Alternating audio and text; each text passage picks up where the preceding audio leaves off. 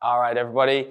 Now we're going to look at the sugar push, or sometimes called the push break, and the whip. Firstly, the sugar push. We'd start by walking back and showing you what it looks like. So we'll show you what it looks like with just one hand. Because, you know, we like teaching initially with just one hand. Triple step, triple step. Customarily, you pick up this second hand and let go of it. But it's good practice if you just change. We're going to change here and stay with that one. And then we're going to change back.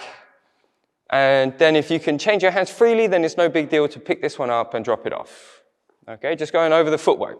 So we step straight back. Same as the sugar tuck, actually. We step a small side step. I triple and recover my position, and then anchor step at the end. The whip's a new pattern for us. Our perspective on a whip, leader's footwork, back to 7 o'clock. Close the feet. Triple and step across the slot. I'm going to turn around with my partner's feet in between mine.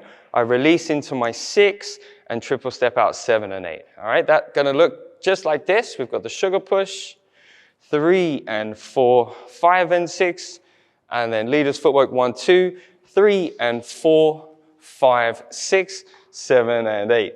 Followers, so let's go over a sugar push footwork. So again, I travel the 2 steps forward towards my leader.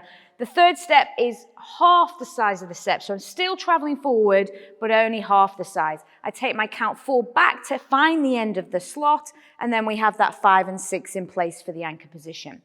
The whip, I'm going to travel my 1st step forward, but then I'm going to turn and step back on my 2, so I can allow I'm offering my shoulder blade to my leader.